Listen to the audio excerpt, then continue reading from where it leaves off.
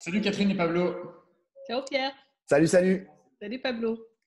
Alors on s'est dit qu'on allait de temps en temps se faire un petit zoom à trois pour essayer de réagir à des sujets d'actualité qui touchent d'une manière générale la gauche. Et là c'est vrai que depuis quelques jours le Parti socialiste va de meeting en meeting, d'interview du premier secrétaire en live des idées, puisque hier soir ils diffusaient sur leur site et sur leur chaîne YouTube un live des idées sur la République, et la question de comment répondre justement au projet de loi sur non pas les séparatismes, mais le projet de loi confortant les principes républicains, comme le dit Emmanuel Macron.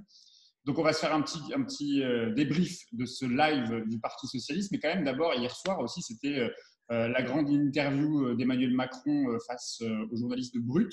Qu'est-ce que vous en avez pensé? Trop long, moi j'ai pas réussi à tenir jusqu'au bout. 2 heures et demie, ah non, non, non, ça c'est pas possible. Mais bon, ça c'était vraiment Macron ne sait pas s'arrêter. Quand il parle, c'est. Pourtant, il a été quand même plutôt coupé, on demandait des précisions, les journalistes étaient très incisifs et il ne le laissait pas dérouler tout le temps Je suis d'accord. Non, mais je suis d'accord. C'était pas comme le grand débat où il y a sur le style de l'interview. On a vu du nouveau quand même. Là, on a vu une interview nouvelle. Je suis d'accord. C'était pas mal. Ceci étant sur le fond ce que Emmanuel Macron raconte, mais enfin, ce type raconte son rêve.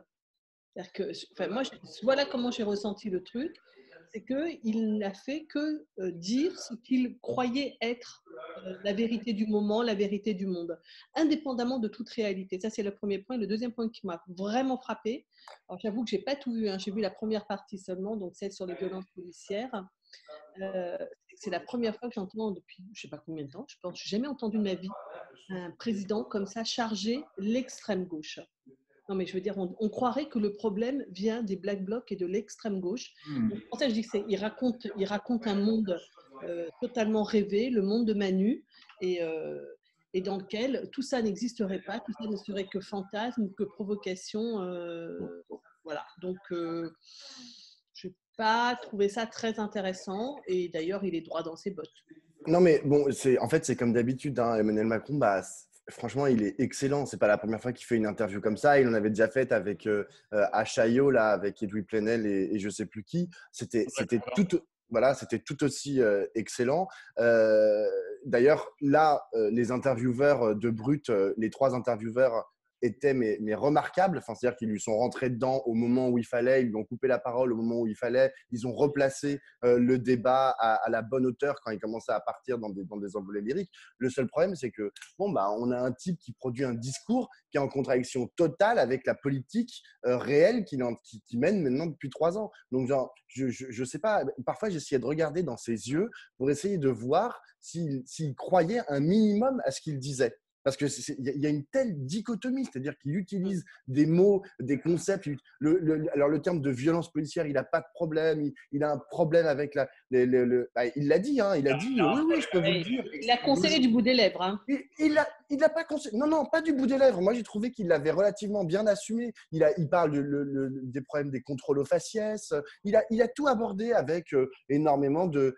On aurait presque dit de la franchise. Le seul problème, c'est que bah, on voit aussi ce qu'il fait dans la rue, on voit ce qu'il fait sur le terrain, et c'est catastrophique. Donc aujourd'hui, je me demande en fait à quoi sert ce type d'interview, si ce n'est à démontrer une fois de plus que bah, ok, c'est le meilleur en termes de discours, de rhétorique, etc. Mais moi, en fait, ça me fait presque plus peur qu'autre chose, parce que je me dis, en vrai, moi, je l'ai écouté 2 bonnes heures sur les 2 heures et demie. Si l'objectif, c'était de parler à la jeunesse, il a gagné des points au niveau de la jeunesse? Mais enfin, en fait, je sais pas, parce que je sais pas ce que ressentent les gens. Moi, ce que j'ai ressenti en tant que citoyen, je me suis dit, merde, je sentais toutes les 10 minutes que j'étais en train de me faire avoir. En fait, c'est-à-dire que je me laissais avoir par le miel en fait qu'il était en train de distiller à mes oreilles, avec certaines nuances, bien sûr. Quand il attaque l'ultra gauche ou je sais pas quoi, là on se dit ok, il délire complètement. Mais globalement, mais comme avec beaucoup d'hommes et de femmes politiques de son talent,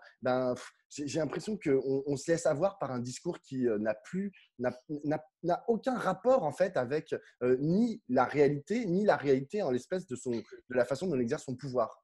Alors, on va reparler tout à l'heure du Parti socialiste, mais justement, ce que tu viens de dire, Pablo, tu dis comme beaucoup d'hommes et femmes politiques de son talent, le truc, c'est qu'il n'y en a pas beaucoup de son talent.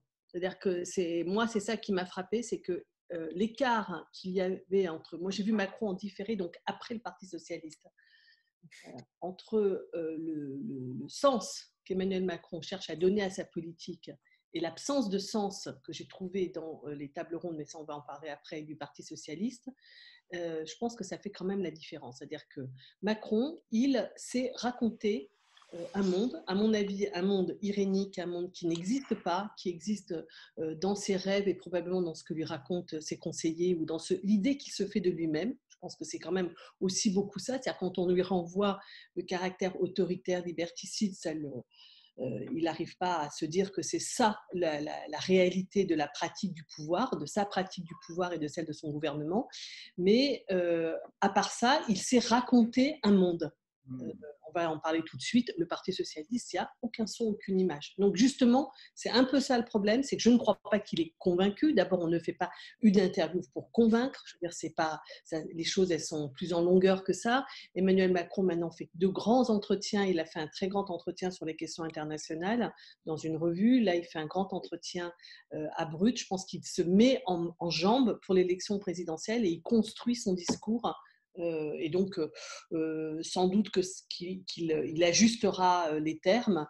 Alors, vous n'avez peut-être pas entendu, parce que si vous n'êtes pas allé jusqu'au bout, il y a eu quand même ce passage que personnellement j'ai trouvé assez inquiétant, où on lui pose la question si il sera candidat à l'élection présidentielle en 2022, et il dit qu'il n'est pas improbable qu'il ne soit pas en capacité de se représenter, pour la simple et bonne raison qu'il sera peut-être amené, dans la dernière année de son quinquennat, à prendre des mesures très dures.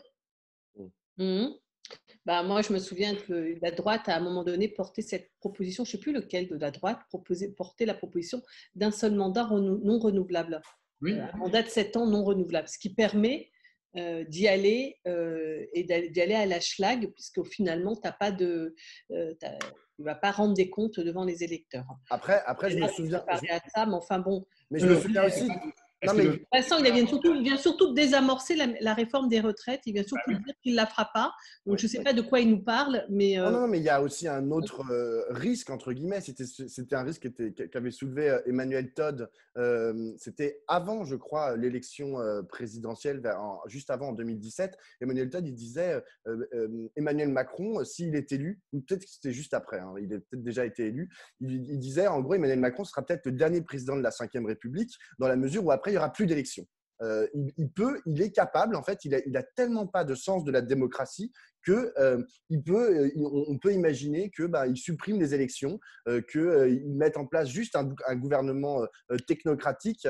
Et en plus, en ce moment, comme on est dans une crise très lourde, une crise sanitaire, il pourrait prendre ce prétexte-là pour dire finalement, pas d'élection régionale, pas d'élection présidentielle, on va gérer ça. De toute façon, on gère une crise, et d'après lui, de toute façon, gérer une crise, c'est juste il suffit juste de mettre à la tête de l'État de bons gestionnaires, et comme il pense être un excellent gestionnaire, il n'y a pas de raison qu'il se casse. Il n'y a aucune raison qu'il se casse. Donc, il pourrait proroger, modifier constitutionnellement la France à l'envi pour remplir en fait ses ambitions de gestion bonne et parfaite de la France.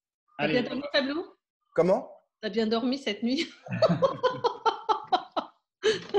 Allez, on va parler des grands sujets. On va parler du Parti socialiste. Hier soir, je le disais, le Parti socialiste a organisé son live des idées autour de la question de la République et des séparatismes. Ça se veut être une réponse au projet de loi d'Emmanuel Macron, enfin de ce gouvernement, de cette majorité, du projet de loi confortant les principes républicains. Donc, ils ont fait part de plusieurs propositions. Parmi les propositions, il y a la volonté de ne pas modifier la loi de 1905, il y a la création d'un défenseur de la laïcité. Ça correspond un peu avec ce qu'on entend de la bouche du premier secrétaire Olivier Faure quand il dit l'ADN de la gauche, c'est de défendre la laïcité. Remise en cause du concordat, enseignement moral et civique à l'école, 1% du PIB dans la défense de la sécurité en 5 ans. Plusieurs propositions, c'est je crois 10 propositions qui sont faites par le Parti socialiste, entre une double négation qui est l'accusation qui est faite au Parti socialiste à la gauche de manière générale d'angélisme, et aussi une négation d'une réponse qui serait celle du tout répressif. Il y a un peu un entre-deux entre les propositions du Parti socialiste. D'abord, quand même un mot sur la forme, parce que j'imagine, on vient de parler d'une interview qui a suscité des dizaines de milliers de commentaires. On s'est tous connectés hier soir au live des idées. On a tous les trois, été surpris de voir qu'il y avait qu'une centaine de personnes qui suivaient ce débat, qui se veut pourtant être un débat important. Olivier Faure l'a porté dans plusieurs médias. Il était sur France Inter, il a donné une grande interview dans Libération. Et ça a été finalement que très peu suivi. J'ai regardé aussi d'ailleurs leur chaîne YouTube, elle est très peu suivie. Qu'est-ce que ça te dit du Parti socialiste d'abord? Vas-y, Catherine. Moi, j'ai l'impression qu'il y avait peu de monde, mais ça se comprend parce qu'on avait l'impression d'être dans une réunion interne du Parti socialiste. Moi, c'est ça qui m'a beaucoup intéressée, j'avoue. C'est la première fois que j'allais dans une réunion du Parti socialiste. Pas une réunion politique, pas un meeting. C'était pas du tout un meeting, c'était un débat interne au Parti socialiste. Et ça, c'était intéressant de voir comment ils discutent, comment ils se forment leurs idées. Voilà. Donc, il y avait peu de monde parce que j'imagine qu'il n'y a pas beaucoup de monde au Conseil national du Parti socialiste. Il y avait les curieux comme nous et puis les membres du Conseil national du Parti socialiste. Oui, et puis il faut aussi dire qu'en ce moment, le Parti socialiste, on ne peut pas vraiment dire que ça soit un parti de masse qui l'intéresse, qui suscite des vocations dans la population française. Bah oui, mais le problème, en fait, c'est que… C'est vrai qu'on a tous les trois, on a été frappés. On le sait que ce n'est pas un parti de masse qui suscite l'enthousiasme. D'avoir 200 personnes qui regardent le live du Parti socialiste, tu te dis, mais où t'es là, quoi. Pour ça, je me suis dit, super, je suis au Conseil national du Parti socialiste, profitons-en. Alors, qu'est-ce qui se passe? Qu'est-ce qui se joue justement en ce moment au Parti socialiste quand on voit Olivier Faure arriver sur France Inter, quand on entend la maire de Paris taper sur les écologistes et leur rapport à la République? On a le sentiment que les socialistes veulent incarner la République et en renvoyant le reste de la gauche à l'absence de pensée, l'absence d'adhésion même parfois aux principes républicains. Qu'est-ce qui se joue en ce moment pour le Parti socialiste d'après vous? Vas-y. Tu veux y Non, aller? vas-y, Pablo. Non, mais on a un parti en fait qui se cherche une place en fait, qui n'a pas réussi en fait à proposer une transcendance idéologique, qui n'arrive plus à proposer une transcendance idéologique depuis maintenant assez longtemps, depuis on va dire depuis Jospin, enfin depuis le début des années 2000, je dirais. Il y a pas. Qu'est-ce qu'il y a, Catherine? Tu fais des gros yeux. Parce qu'avant tu connaissais pas. Voilà, exactement. Peut-être parce qu'avant je ne connaissais pas. Encore. Mais en tout cas, ils ont plus de squelette d'architecture idéologique. Et donc, du coup, pour justifier leur place sur l'échiquier politique, ils doivent inventer en fait des fractures pour essayer de se situer en l'espèce entre Emmanuel Macron, les Verts et Jean-Luc Mélenchon. Et donc, ils ont trouvé cette nouvelle ADN, comme dit Olivier Faure, qui serait la laïcité, en fait, qui leur permet en fait de renvoyer dos à dos à la fois Macron, Mélenchon et Julien Bayou. Et comme ça, ils se situent au milieu. Mais alors, le truc, c'est que c'est pas quelque chose qui leur est très naturel encore. C'est-à-dire qu'ils ne peuvent pas non plus reprendre exactement tous les arguments que la droite égrène depuis maintenant plusieurs décennies. Et ils l'ont dit dans le live des idées. Il y a plusieurs intervenants qui ont dit oui, c'est vrai que c'était un thème qui d'habitude est plutôt porté par la droite. Olivier Faure, à la fin, il fait une petite interview dans ce live des idées et il dit oui, l'identité nationale, c'est plus un terme qui doit nous faire peur. On va se saisir de ce sujet, etc. Donc, en fait, il le dit clairement. Il dit on n'arrive plus sur la question sociale, sur la question, je sais pas moi, des discriminations ou sur la question écologique. On n'arrive pas à marquer les esprits, à expliquer pourquoi le Parti socialiste devrait exister de façon autonome. Donc, du coup, on a trouvé ce truc, l'identité nationale, qui était d'habitude portée par l'extrême droite. On va le ramener dans le champ de la gauche pour en faire un élément structurant de notre identité à nous, de l'identité nationale française. Après, on va voir ce que ça donne parmi leurs électeurs. Je ne suis pas certain que ça suscite, à mon avis, des vocations particulières pour le Parti socialiste. On connaît les scores de Manuel Valls à chacune des primaires et il incarnait cette ligne-là. On va revenir justement sur le sujet Valls, parce que tu as écrit un papier avec Loïc dans Regard la semaine dernière. Catherine, quand Olivier Faure dit l'ADN de la gauche, c'est de défendre la laïcité, ça veut dire qu'il déplace le curseur de ce qu'a été le Parti socialiste pendant un temps, c'est-à-dire la gauche, c'est avant tout la question de l'égalité, la quête de l'égalité.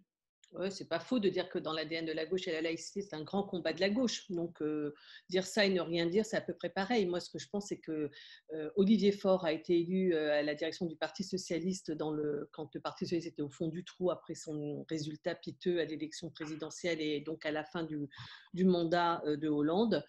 Il a eu des velléités de vouloir repositionner le Parti socialiste sur le plan idéologique et dans la gauche, c'est-à-dire de vouloir ouvrir des relations avec les autres formations de la gauche, les autres esprits, espaces de la gauche, parce que ce n'est pas que les partis.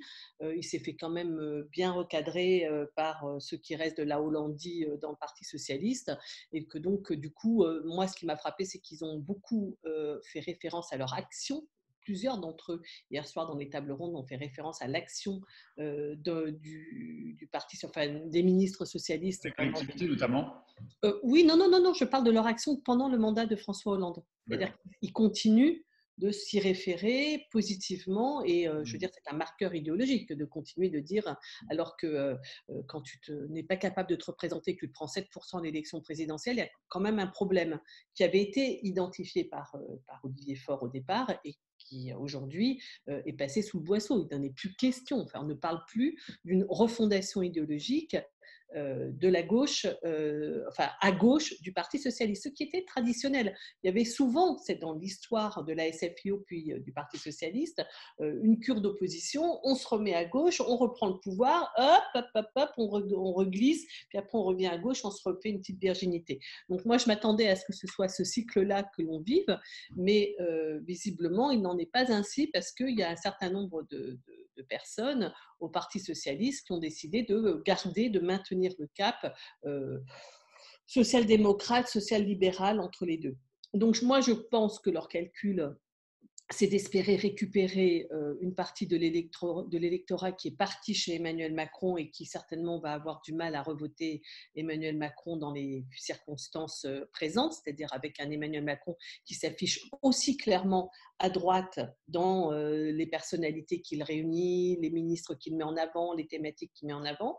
Ce que je trouve étrange, c'est qu'ils sont probablement ça, donc ils veulent récupérer, donc ils ne remettent pas en cause tout le cadre politique et idéologique qui était le leur et qui a donné Emmanuel Macron, donc ils restent dans ce cadre et ils espèrent se réinstaller sur les thèmes de la République complètement désincarnés. Je veux dire, incroyable de dire, parce qu'il y en a plusieurs qui l'ont dit, que ça fait une différence avec le reste de la gauche, mais quel est l'argument qu'ils ont à mettre sur la table? Parce qu'il n'y a aucun argument pour dire...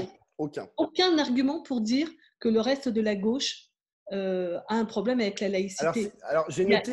ce que j'ai trouvé, moi, l'intervention la plus intéressante, à mon avis, ça a été celle de Jérôme Gage, qui a parlé de la loi de 1905 comme une loi, donc comme un cadre juridique qui règle et ne règle pas toutes les questions et qui justement, parce qu'elle est un cadre juridique qu'il ne faut pas extrapoler au-delà de ce qu'elle est, c'est ce qui permet de faire société, de rassembler tout le monde. Donc j'ai trouvé que l'intervention de Gage était relativement apaisée et apaisante. Donc elle n'était pas elle n'excommuniait pas le reste de la gauche. Pour les autres, je veux dire, c'est sans argument. C'est comme Hidalgo quand elle dit les écologistes et les insoumis ont un problème avec la République. Mais quel argument est là pour dire ça, quoi? Alors, non, justement, sur l'intervention de Jérôme Gage, moi, il y a quand même quelque chose qui m'a gêné, mais c'était globalement pendant tout ce live, tous les intervenants, en fait, avaient un ton qui était assez condescendant et assez supérieur en fait quant à la façon dont eux ils envisageaient la laïcité, dont eux ils envisageaient la République, tu vois. Et par exemple, Jérôme Gage, il a utilisé plusieurs fois l'expression oui, mais il faut ramener les enfants de la République dans le giron républicain ou je sais pas quoi. Non, mais on n'est pas les enfants. Enfin, je veux dire, on n'est pas des enfants en fait. Et de la même façon, alors ça c'est peut-être pas Jérôme Gage, c'est d'autres intervenants, par exemple Olivier Faure à la fin, qui parlent de mal, c'est-à-dire que en fait, ils opposent le bien et le mal et ils disent oui, il faut agir contre les racines du mal. Non, mais on n'est pas la société, et même si on parle de terrorisme, etc., utiliser des notions comme le bien et le mal en politique, vraiment pour moi, c'est le niveau zéro de la pensée politique. Ça, c'était la première chose. La deuxième chose, c'est que tu disais, Jérôme Gage, il a parlé du rapport entre les différents partis de la gauche sur la question de la laïcité. Et il a utilisé une phrase, pour moi, ça veut, enfin une expression, ça veut absolument tout dire. Il dit « les accommodements devenus déraisonnables de certains partis de gauche sur tel ou tel aspect de la laïcité ». Voilà. C'est comme ça en fait qu'il explique. Enfin, c'est la seule chose en fait qu'il apporte pour dire voilà, il y a la France Insoumise et Europe Écologie Les Verts qu'ils osent à peine nommer, qu'ils osent à peine nommer. C'est ça qu'ils utilisent comme expression pour dire qu'ils ont des ambiguïtés avec la République. Mais tu as tout à fait raison. En fait, c'est inadmissible en fait de jeter des opprobres de la sorte sans genre oui, qu'il explique bien des exemples. Oui, bien sûr. Exactement.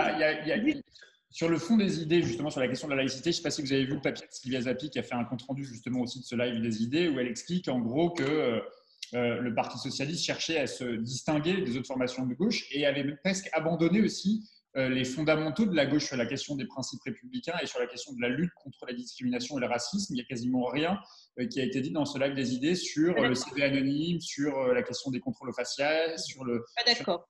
Je suis pas d'accord. J'ai trouvé qu'il y avait une personne, une femme noire du Parti socialiste qui était la secrétaire nationale qui est chargée de cette question et qui a parlé notamment du passé colonial, de l'histoire de l'esclavage, etc., qui a dit des choses très pertinentes. Moi, je suis pas d'accord que c'était passé, que ça n'a pas été présent. Je ne suis pas d'accord et je vais dire pourquoi je n'étais pas d'accord avec l'architecture générale de leur discours, mais je ne leur ferai pas ce procès de ne pas avoir parlé de la question des discriminations. C'était également présent dans le discours de Troussel à la fin, le président du Conseil général de Seine-Saint-Denis. Donc, la création d'un parquet dédié aux discriminations. Oui, non, mais il y a les propositions et puis il y a le contenu de l'intervention qui me paraît,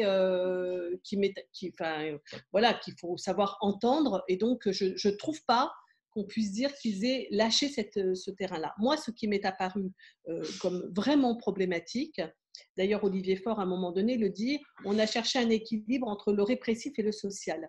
Et ce qui est, à mon avis, le cœur du problème et qui les concerne, qui renvoie à leur bilan et qui nous concerne par ailleurs toute la gauche, c'est qu'en fait, ils considèrent que tout ça n'est pas une question politique. C'est-à-dire qu'ils ne font pas, c'est pour ça que je disais tout à l'heure, Emmanuel Macron tient un discours politique global dans lequel il dessine d'une certaine manière une société.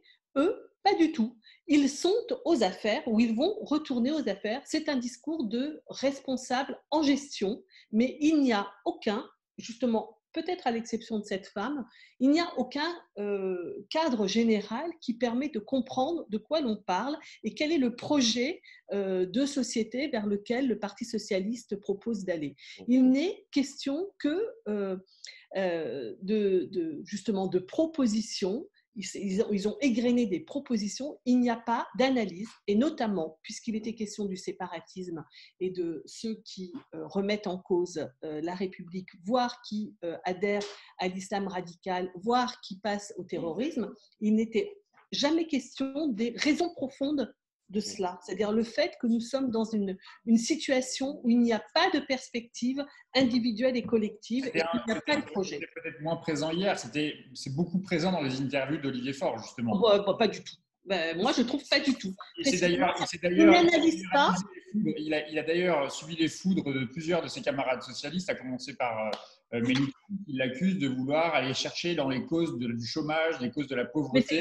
Mais ce que je suis en train de te dire, précisément, c'est ça que… Alors, c'est qu'on ne se comprend pas, toi et moi, c'est que le chômage et la pauvreté, ça nous arrive de ne pas être d'accord et de ne pas nous comprendre. Le chômage et la pauvreté ne sont pas au cœur de l'explication de ce qui est en train de se passer. Ce que je veux dire, c'est que le fait d'être au chômage ou de vivre une situation extrêmement difficile ne conduit pas au désespoir, ne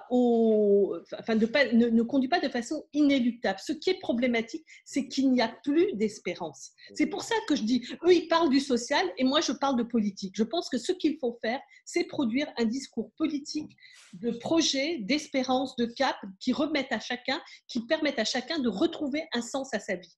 Les gens n'ont ne se disent pas, ne savent pas de quoi sera fait leur vie dans 15 jours, dans 6 mois, et quelle place ils peuvent y prendre, qu'est-ce qu'ils peuvent faire, comment ils peuvent agir et dans quel sens on va. Il n'y a aucun discours, perspective politique par le Parti socialiste. Et je crois que c'est pour ça que ce n'est pas une question de chômage, ce n'est pas une question de pauvreté. La question de l'islam radical est une question d'absence de perspective et de sens individuel et collectif. Moi, il y a une chose aussi, à mon avis, qui est très importante, c'est que le Parti socialiste, en tout cas dans ce qu'il nous a proposé hier, et ce n'est pas les seuls, hein, je pense qu'il y a d'autres partis qui raisonnent un peu de la même manière. En fait, ils ont une réflexion qui est complètement gloubi-boulga sur cette question-là. Parce que pourquoi, en fait, est-ce qu'ils parlent aujourd'hui, pourquoi est-ce qu'ils parlent de laïcité? Ils parlent de laïcité parce qu'ils ont envie de parler de sécurité. Et le lien entre la laïcité et la sécurité, je m'excuse, mais il est très très loin d'être évident, tu vois. Voire, je pense qu'on peut dire, bon, bah, ce sont deux choses qui sont complètement différentes. En plus de ça, il mêle dans l'aspect sécurité, il mêle la question de gardien de la paix, en fait, de la sécurité dans les manifestations, etc., les problèmes des quartiers populaires et d'un autre côté, le problème du terrorisme. Mais tout ça complètement mélangé avec d'autres problèmes. Et un problème, d'ailleurs, Catherine, là, tu viens de dire quelque chose. Tu viens de dire le problème de l'islam radical. Le problème de l'islam radical, les gens ont le droit de pratiquer un islam de façon radicale. Hein. Je vois pas, en fait, comment la République pourrait dire « Ah non, vous n'avez pas le droit de pratiquer un islam radical ». S'ils ont envie de pratiquer un islam le hyper rigoriste, que ce soit d'ailleurs les musulmans, les juifs, les cathos, s'ils ont envie de prier 12 fois par jour, de rester dans une cellule habillés d'une bure ou je ne sais pas quoi, ils ont bien sûr le droit. Donc, il faut faire attention en fait aux mots qu'on utilise. Eux, ils utilisent toujours le mot, ils disent toujours islamisme radical. Jusqu'à preuve du contraire, on a des partenaires, par exemple, la France a des partenaires qui sont oui, des mais islamistes. Pablo, c'est ça qui différencie l'État d'un parti. C'est-à-dire que l'État n'a pas à interdire à chacun de pratiquer sa religion comme il l'entend ou de ne pas pratiquer de religion. Ça, c'est une question donc, de laïcité. Par contre, une formation politique, un militant politique peut avoir quelque chose à en penser et à dire. Et moi, ce que je pense, c'est que je ne suis pas indifférente à la montée du phénomène religieux et de sa pratique dans une forme, et elle m'inquiète. Mais le problème de ça, c'est que je crois que ça la traduit, et c'est l'expression d'un effondrement des projets politiques, alors en France et à l'échelle mondiale, c'est évident. Mais je pense que c'est ça que ça exprime, et que quand on est un parti, comme le Parti socialiste, on ne peut pas se dédouaner, surtout quand on a exercé le pouvoir comme ils l'ont exercé et qu'ils ont effondré la gauche comme étant une solution progressiste pour chacun et pour tous. Ils ne peuvent pas continuer de regarder à côté. Or, c'est ce qu'ils font. Ils regardent à côté et ils cherchent en effet à se positionner dans des parts de marché pour récupérer les déçus d'En Marche, patati patata. Mais le fond de leur problème, c'est qu'ils ne sont pas dans une perspective de reconstruire un projet politique d'émancipation, d'égalité et de liberté. Pablo, dans un papier. Qui est le projet du PS. Hein. Enfin, je veux dire, c'est pas moi qui suis en train de leur donner une feuille de route. Je veux dire, le Parti socialiste se définissait comme tel. Je veux bien mettre la laïcité dans les termes également, mais ce que je veux dire, c'est que c'était ça le projet d'un parti. Là, ils ne sont que des gestionnaires d'un appareil d'État, éventuellement décentralisé au niveau d'un département ou d'une ville, mais ils ne sont plus en responsabilité d'ouvrir une perspective politique. Pablo, la semaine dernière, tu as publié avec Loïc un papier où tu analysais un peu ce qui se jouait en ce moment au Parti socialiste, et tu semblais dire dans ce papier, en tout cas l'une des thèses de ce papier, c'était de dire que Valls rôdait un peu autour de la machine socialiste, et que une des raisons des choix stratégiques du Parti socialiste d'aller sur le terrain de la laïcité, sur le terrain de la République, c'était sans doute pour partie lié au fait que les compagnons de route de Manuel Valls sont beaucoup autour du premier secrétaire du Parti socialiste, Olivier Faure. Du coup, ce qui s'est passé hier avec le Club des idées, enfin le live des idées, ça conforte ta thèse? Bien sûr, moi je pense que les idées en fait portées par Manuel Valls, mais aussi dans une certaine mesure par une formation, un groupuscule qui s'appelle le Printemps républicain, ces idées-là, elles sont en train de, en gros, gagner plus ou moins au Parti socialiste. Et le choix, à mon avis, que fait le Parti socialiste d'épouser ces idées-là, c'est à mon avis en grande partie parce que Manuel Valls et le Printemps républicain ont une surface médiatique qui les intéresse. Et donc, ils se disent, en fait, Manuel Valls, on l'invite à chaque fois. On l'invite 12 fois par an dans des matinales, à la télé, etc. Le Printemps républicain, notamment par la voix de son président, Amin El-Khatmi, ils sont tout le temps, ils sont très souvent présents sur les plateaux télé. Ils sont très influents sur les réseaux sociaux. Et donc, ils se disent, eux, d'ailleurs, on l'a bien vu dans ce live où il n'y avait pas beaucoup de gens qui suivaient, ils se disent, putain, mais Amin El-Khatmi, il a je ne sais pas combien d'abonnés, à chaque fois qu'il fait un tweet, c'est retweeté des milliers de fois, etc. Ils se disent, peut-être qu'on va utiliser en gros cette espèce de locomotive pour essayer d'attirer des gens vers nous. Je pense que le pari n'est pas très bon, mais en tout cas, c'est ce pari-là qu'ils font. Après, il y a une autre chose moi, qui me perturbe un peu, c'est le vocabulaire en fait, qui est utilisé par ces hiérarques du Parti socialiste, qui est un vocabulaire mais complètement dépassé en fait. Ils n'arrêtent pas de parler de France métissée. Mais ça fait bien longtemps en fait que le terme de France métissée, on n'utilise plus. À un moment, j'ai cru qu'ils allaient dire la France black blamber. Ils sont capables en fait de sortir ce genre de conneries. Et Franck le dit dans son interview de Libération. Black blamber?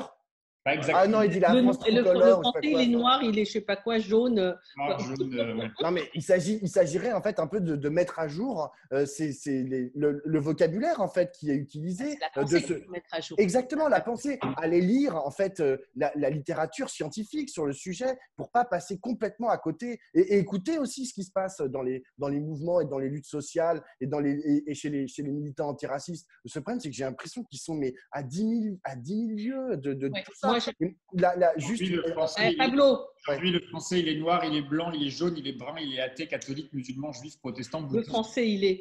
Bon, ça laisse songeur. Mais moi, l'autre chose, il y a dans le regard cette semaine, il y a eu 2 papiers qui sont sortis. Il y a le papier dont tu as parlé, que Pablo et Loïc ont fait sur le fait qu'en effet, à défaut d'autre chose, on est en train d'essayer de se reconstruire une cohérence idéologique au Parti socialiste autour des idées de Valls et du printemps républicain, qui est très problématique. Mais il y a un deuxième papier qui était très intéressant aussi, qui a été fait par Loïc, à propos d'une enquête qui a été faite par Marianne sur les jeunes, sur un certain nombre de questions, de perception, de positionnement des jeunes dans la société. Et là, je rejoins complètement ce que vient de dire Pablo, c'est que là, tu te dis, quand tu prends les deux ensemble, tu te dis, mais attends, ils sont complètement à la ramasse, quoi. C'est-à-dire que ça ne va pas du tout, là. En dehors d'Elisabeth Badinter, je ne sais pas à qui il parle. Je veux dire, non, mais sérieux, quoi. Je veux dire, ils sont… Alors, je renvoie ceux qui nous regardent à ce papier et à cette enquête qui a été faite donc, par l'IFOP pour Marianne, mais je donne un exemple. Dedans, 22% des jeunes ne se reconnaissent pas, de jeunes de 18 à 35 ans, ne se reconnaissent pas dans la catégorie d'hommes et de femmes. Ne veulent ni se définir comme un homme, ni se définir comme une femme. Donc, ce que je veux dire, c'est qu'il y a véritablement des mutations très profondes qui sont en train de se passer. Et alors, Dabi termine en disant, c'est normal, du coup, quand on voit tous ces chiffres, qu'il se reconnaît dans les indigénistes, terme complètement affligeant, mais néanmoins dont on peut imaginer ce que cela veut dire, c'est-à-dire, en fait, tout ce courant qui développe des luttes autour des questions de police, de racisme, de genre, de sexisme, etc. Et que tout ce mouvement-là est en train de constituer une nouvelle mobilisation de la jeunesse qui interfère plus ou moins, mais qu'à mon avis, là, pour l'instant, l'interférence n'est pas faite avec les luttes écologiques. Donc, on a un autre monde qui est en train de se dessiner et le Parti socialiste, ça lui passe mais au-dessus de la tête, là. Il ne le voit pas, il ne le comprend pas, et en tout cas, il s'en coupe. Une dernière question pour tous les deux, parce que on a le sentiment, quand on entend Olivier Faure, et d'ailleurs beaucoup des socialistes, qu'ils cherchent un peu la confrontation d'idées, la confrontation politique avec les autres partis de gauche. On l'a vu quand Anne Hidalgo a taclé ses alliés écologistes, ou même quand Olivier Faure attaque Jean-Luc Mélenchon et aussi les écologistes sur la question de la République. Et dans le même temps, Olivier Faure semble vouloir en appeler à une candidature de rassemblement pour l'élection présidentielle. Vous avez le sentiment, vous, que le Parti socialiste est prêt à s'effacer une nouvelle fois pas une nouvelle fois d'ailleurs, mais Jamais, il ne s'est jamais effacé, donc il n'y a pas de nouvelle fois. 2022 ? Non, Olivier Faure a ouvert cette perspective, cette possibilité toute théorique, parce qu'évidemment, tu ne peux pas commencer à dire je veux une candidature de rassemblement, mais c'est moi. Donc, il avait ouvert cette perspective. Ça lui a été tapé sur la tête assez vite par ses petits camarades, donc la proposition a été vite refermée. Moi, quand j'ai entendu Anne Hidalgo la dernière fois, je me suis dit, mais elle est complètement tombée sur la tête. En fait, on se rend compte qu'elle n'est pas du tout tombée sur la tête. En fait, il y a vraiment une espèce de stratégie de conflit sur la question de la laïcité de la République avec les autres forces de gauche, sans argument, comme on se l'a dit tout à l'heure, sans argument tangible. Et ils cherchent comment ils vont justifier et légitimer leur propre candidature, vu qu'ils n'ont pas mis à jour leur propre discours et leur propre appréciation, ni de leur mandat, ni du monde contemporain, parce que 5 ans après, c'est passé beaucoup de choses, et il serait bien qu'ils se réveillent et qu'ils réfléchissent à la société d'aujourd'hui. Exactement, mais dans le genre, j'ai pas compris qu'on était en 2020. Olivier Faure, il est vraiment un peu buté là-dedans, et d'ailleurs tout le Parti socialiste, parce qu'ils n'arrêtent pas de répéter la gauche. Il dit l'ADN de la gauche, c'est la défense de la laïcité. Et il l'a répété là dans l'interview, dans le live des idées. Il dit oui, là je vais parler pour toute la gauche. Non, mais d'où ils parlent pour toute la gauche, en fait. En fait, ils ont encore l'impression d'avoir une centralité dans la gauche et qu'ils ont le droit de… Alors, c'est vrai qu'ils ont 30 députés socialistes, mais on peut s'interroger, tu vois, de savoir s'ils sont vraiment dans le périmètre de ce qu'on pourrait appeler la gauche. Évidemment qu'ils le sont. Comment ? Moi, je pense qu'évidemment qu'ils le sont. J'en sais rien. En tout cas, moi, je pense que c'est problématique qu'ils ne fassent pas d'évolution de leur discours et de leur positionnement. Mais si on commence à considérer que le Parti socialiste n'est pas à gauche, alors je veux dire là, tu vas vite retrouver Manu qui ramène la gauche à l'extrême. En tout cas, c'est oui, non, c'est un problème. Mais c'est un problème qu'ils soient là. Non, mais ce que je veux dire, c'est que… À ce positionnement. Mais s'ils ne font pas partie de la gauche, alors du coup, on s'en fout, quoi. Oui, mais la question… Comme ils font partie de la gauche, c'est un problème qu'ils soient positionnés. D'accord, mais la question, c'est… Ok, si tu veux, ils font partie de la gauche. Moi, je crois que je ne suis pas trop d'accord avec ça, mais enfin, si on dit qu'ils font partie de la gauche, d'où ils disent… Enfin, de quel droit, en fait, ils s'arrogent de parler au nom de toute la gauche? Et pourquoi est-ce que les écologistes et les insoumis, en fait, qui ont fait des scores plus importants que les socialistes aux dernières élections, pourquoi eux, ils ne pourraient pas parler plus au nom de la gauche que le Parti socialiste? Moi, je pense que tout le monde est légitime à parler au nom de la gauche. Moi, personnellement, ce n'est pas ça qui me choque. Je pense que ce n'est pas possible de dire je parle au nom de toute la gauche, mais développer un discours sur ce qu'est la gauche et sur ce qu'elle devrait être me paraît légitime pour tous ceux qui s'en revendiquent. Non, c'est pas ça qu'il dit. Pablo, la tentation hégémoniste, elle a toujours été, et évidemment, je pense qu'elle sera toujours au cœur du Parti socialiste. Elle l'est aussi chez les écologistes aujourd'hui, et elle l'est aussi chez les insoumis à vouloir incarner l'ensemble de la gauche, je crois. Oui, mais au moins, ils proposent quelque chose de différent, en fait, les insoumis et les écologistes. Alors que les socialistes, ils sont en train de me parler de France métissée. Donc, j'ai un peu… En fait, ils expliquent la gauche avec exactement le même vocabulaire et les mêmes raisonnements qu'il y a 30 ans. Et ils espèrent que ça va marcher.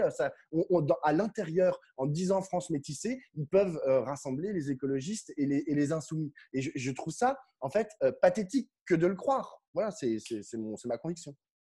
Merci à tous les deux. Ce débrief. Bon week-end. Bon week-end à tous.